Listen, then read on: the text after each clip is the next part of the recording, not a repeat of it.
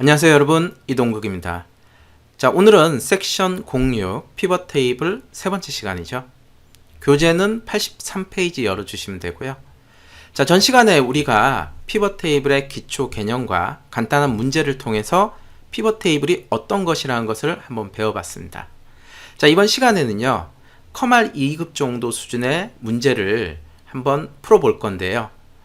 근데 이게 커말 2급보다는 조금 문제가 어렵고 1급은 아니고요. 근데 요즘은 좀 2급에서도 어려운 문제들이 좀 나옵니다. 그래서 우리가 이 문제를 통해서 피벗 테이블을 한번 배워보도록 하겠습니다. 자, 피벗 테이블의 문제는요, 여기 보시는 것처럼 위에 데이터 표가 있죠. 직원 인사관리 테이블이 하나 있습니다. 그리고 그 밑에 출력 결과가 이렇게 나오고 있어요.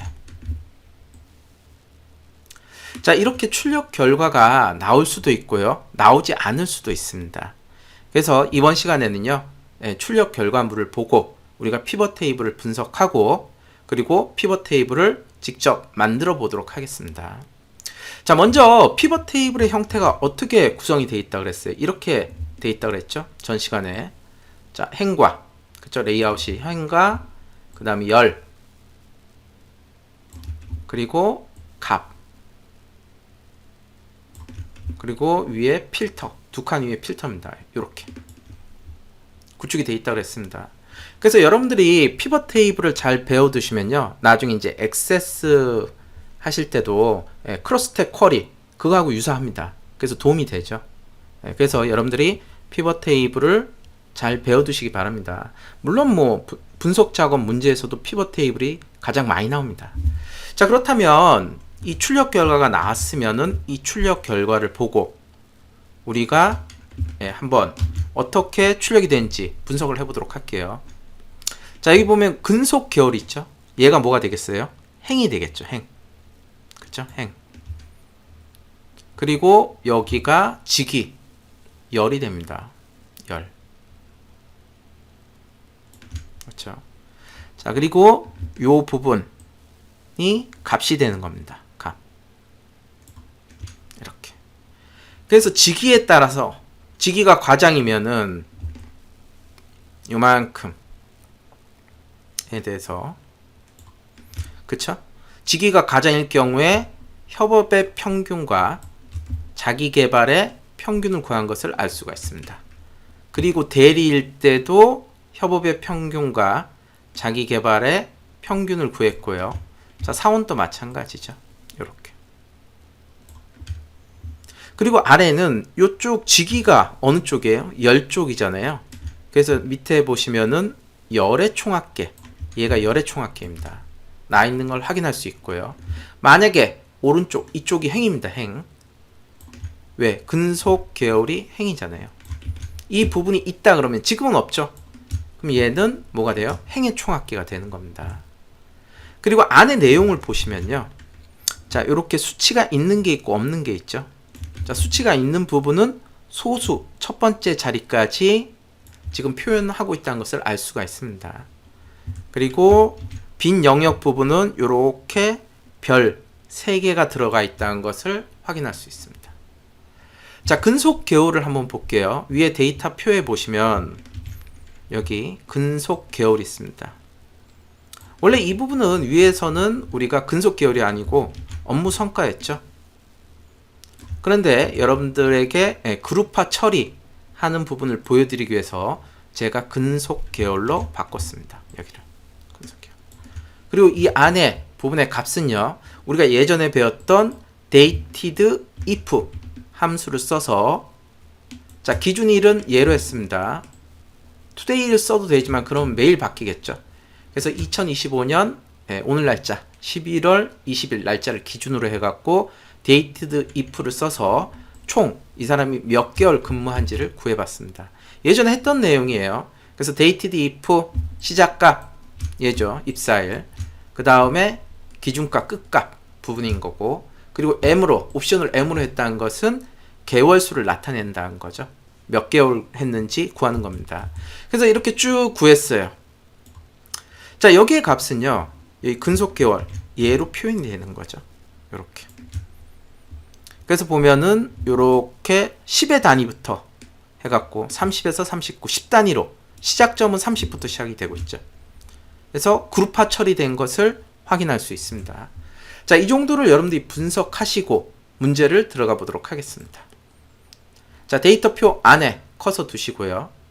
자, 그리고 위에 리본 메뉴는 제가 없앴습니다. 이 칸이 좁아서요. 자, 삽입 보시면 피벗 테이블 있죠. 피벗 테이블.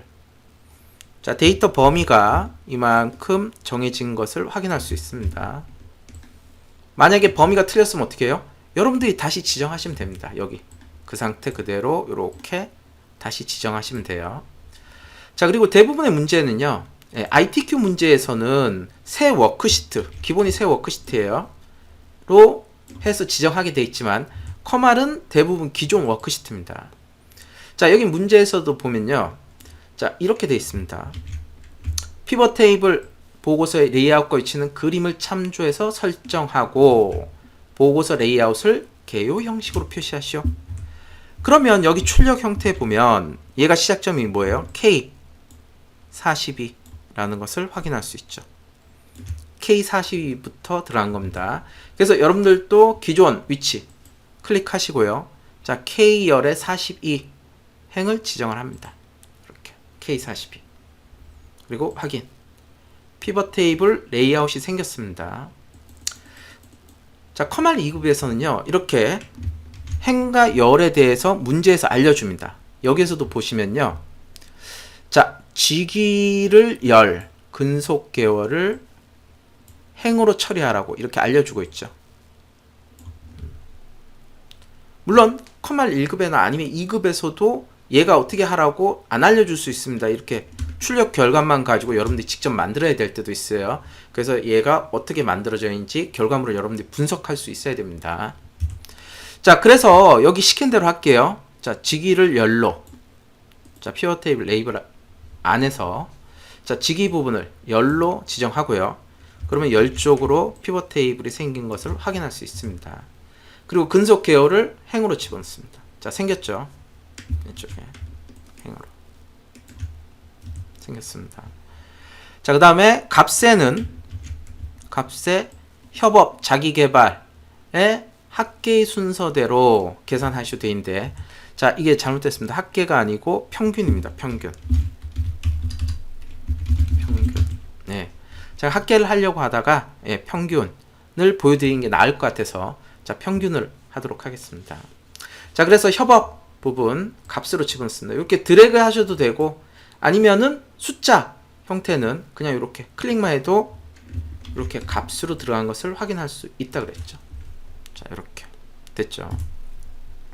자, 그러면 아래 피벗 테이블의 레이아웃 부분에 이렇게 우리가 지정한 대로 만들어진 것을 확인할 수가 있습니다.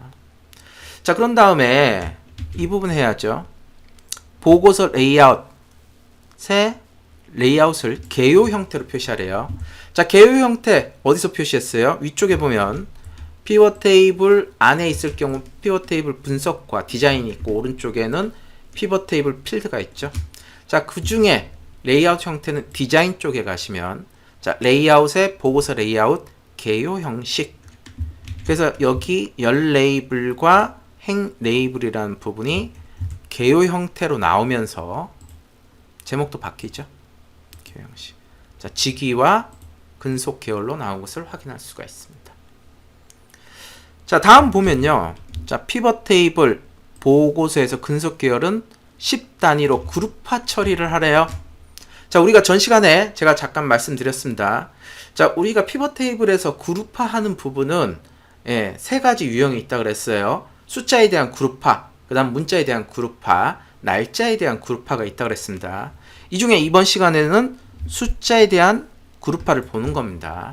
자, 이렇게 숫자로 나오고 있죠. 근속 계열이.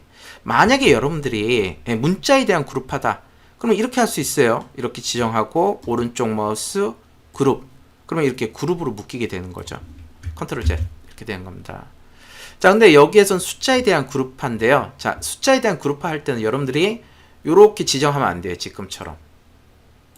그렇죠? 지정하려면 아예 다 지정을 하던가, 아니면은 편하게 그냥 아무 곳이나 이렇게 근속 계열 하나만 지정해서 오른쪽 마우스 누르고 그룹을 눌러주시면 됩니다. 그러면 그룹화 팝업창이 뜹니다. 자, 여기서 좀 보셔야 될 게 이거예요. 자, 시작 부분. 얘가 자동이잖아요. 자동으로 여기에 근속 계열에 대해서 이렇게 잡아줍니다. 근속 계열. 보통 처음에는 이게 여러분들 1로 돼 있을 거예요. 1로. 이렇게. 1로 돼 있습니다. 자, 만약에 그대로 보면은, 자, 시작이 32부터 시작해서 끝이 120. 즉 뭐예요? 근속 계열 여기가 32부터 120까지 있다는 거예요. 그래서 한번 보시면 일단 확인 눌러볼게요. 그러면 32부터 해갖고, 자, 120. 1로 지정됐죠. 자, 여기에서 보면요. 근속 계열이 이렇게 범위 지정해보면, 자, 우리 이거 배웠죠? 하단에 보시면은 이렇게 평균 개수 합계가 나온 걸 볼 수 있습니다. 최대 최소도 보려면 어떻게 하면 돼요? 오른쪽 마우스 상태 표시줄에서 오른쪽 마우스 누르고 최대값 최소값도 보겠다 하면은 이렇게 최대 최소 나온 걸 확인할 수 있죠. 자, 최소값은 32, 최대값은 120. 근속 계열 자체가 32에서 120의 값이라는 것을 확인할 수 있습니다. 그래서 피벗 테이블 부분도 이렇게 나오는 거죠. 근속 계열이. 자, 다시 한번 그룹화 보면요. 오른쪽 마우스 눌러서 그룹 눌렀을 때, 자, 시작 부분. 근데 시작이 자동으로 지금 32가 지정된 거지, 실제 출력 결과물을 보면 어떻게 돼 있어요? 30부터 돼 있죠. 그리고 몇 단위로 돼 있어요? 10단위로 구성된 것을 확인할 수 있습니다. 그래서 여러분들이 항상 출력 결과가 있을 때는 출력 결과를 잘 보시고 출력 결과물하고 똑같이 만들어 주셔야 됩니다. 그러면 그룹화 처리를 어떻게 해야 돼요? 오른쪽 마우스 그룹을 하고, 자, 여기서 시작값은 뭐다? 30이다. 30을 지정하면서 시작 체크가 풀립니다. 직접 내가 수동으로 지정했다는 거죠. 끝부분은 굳이 여러분들이 지정할 필요 없죠. 120으로 그냥 돼 있으니까요. 여기에 끝에 보시면은 얘가 120이잖아요. 이렇게. 그렇죠? 그렇기 때문에 따로 지정할 필요가 없고, 자, 30으로 하고, 그 다음 단위는 몇 단위? 10단위. 확인. 이렇게 눌러줍니다. 자, 그러면 얘랑 출력 결과랑 똑같이 지정된 것을 확인할 수가 있습니다. 이게 뭐다? 숫자에 대한 그룹화입니다. 자, 그 다음에 여기에 보시면요. 그 다음 문제 볼게요. 지금 그룹화 처리가 끝났죠. 다음은, 자, 협업 자기개발 필드의 값 요약 기준의 평균을 구하고, 이렇게 되어 있습니다. 그래서 여기에 보면은 얘가 지금 값 부분은 처음에 넣으면은 합계로 나와요. 합계. 그렇죠? 자, 얘를 어떻게 바꾸래요? 평균으로 구하고 표시 형식 부분을 값 필드 설정에, 그렇죠? 그다음 숫자 범주의 소수 이하 첫 번째 자리로 지정을 하래요. 자, 예전에 이런 분이 있었습니다. 피벗 테이블 부분은 여러분들 분석 작업 문제 자체는요, 10점의 배점을 가지고 있죠. 뭐 커말 2급이든 1급이든 간에. 근데 한 부분만 틀려도 0점 처리됩니다. 그래서 어떤 분이 이 부분을 이렇게 범위를 지정하고 홈 탭에 보면 뭐 1000단위 구분 기호나 아니면 자릿수 지정한 게 있잖아요. 이걸로 하신 분이 있어요. 그럼 틀린 겁니다. 그래서 예전엔 문제가 좀 애매하게 나왔는데 지금은 아예 문제가 이렇게 나옵니다. 값 필드 설정에 이렇게. 그래서 무슨 말이냐? 자, 협업 부분 클릭을 해서 값 필드 설정 바꿀 수 있다 그랬죠. 자, 여기서 평균을 구하겠다. 평균으로 바꾸고요. 그 다음에 밑에 보면은 이 값에 대한 표시 형식을 지정할 수 있습니다.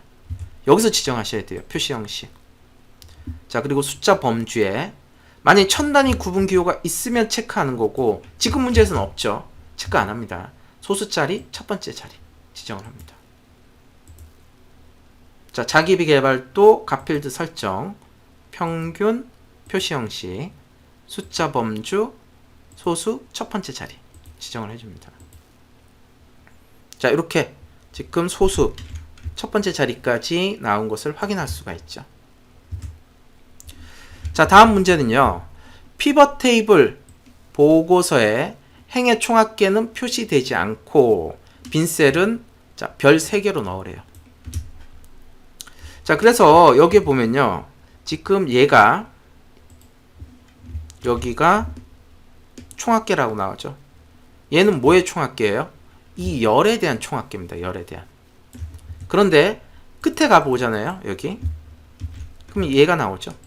얘는 뭐에 대한 총합계예요? 앞에 행에 대한 총합계죠. 협업과 자기개발의 평균에 대한 전체 부분이니까요. 이 부분을 없애라는 거예요. 이 부분은. 그렇죠. 없애라는 거죠. 자, 물론 여기 없애는 부분은요. 디자인에 여기 총합계 부분이 있습니다. 그래서 열의 총합계만 설정 이렇게 하셔도 돼요. 컨트롤 Z. 근데 우리가 이걸 동시에 하기 위해서 피벗 테이블 여기 안에서 오른쪽 마우스 누르면 피벗 테이블 옵션이 있습니다. 자, 여기에서 또 할 수 있는 부분이 뭐예요? 빈셀 표시를 할 수가 있죠. 빈셀 표시. 그래서 별 3개를 넣으라 했으니까 하나, 둘, 셋 이렇게 빈셀 부분들이 별 3개가 들어가는 겁니다. 자, 그리고 총합계 부분은 요약 및 필터 쪽에 있습니다. 그 중에 우리는 열의 총합계만 표시할 거기 때문에 행의 총합계는 표시하지 말라 그랬죠. 그래서 행의 총합계 표시를 체크를 해제합니다. 이렇게. 자, 그러면 이렇게 출력 결과하고 여러분들이 꼭 맞춰보셔야 돼요. 똑같이 나온 것을 확인할 수가 있습니다. 자, 여기서 주의하실 점. 자, 열 부분, 요쪽 부분, 행, 요 부분하고 그 다음에 열 부분의 순서가 맞는지 꼭 확인합니다. 이렇게. 자, 지금 같은 경우에는 여기에서는 이제 직위 부분이 바뀐 경우가 있을 수 있겠죠. 물론 여기서는 지금 문제에서는 안 바뀌었습니다. 뭐 과장, 대리, 사원 이렇게 돼 있어요. 여기도 과장, 대리, 사원 잘 구해졌죠. 자, 그런데 만약에 출력 결과에 여기가 화살 표시가 이런 게 나올 수도 있어요. 요렇게.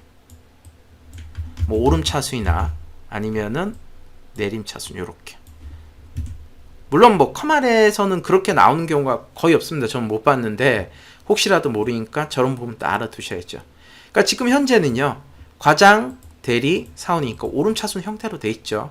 근데 만약 출력 결과에 여기 직위 부분 누르면요. 필터를 누르면 이렇게 오름차순 정렬하면은 얘가 표시가 된다는 겁니다. 얘가 화살 표시 생겼죠. 물론 여기 결과는 똑같습니다. 그러니까 출력 결과랑 잘 비교해 보셔야 돼요.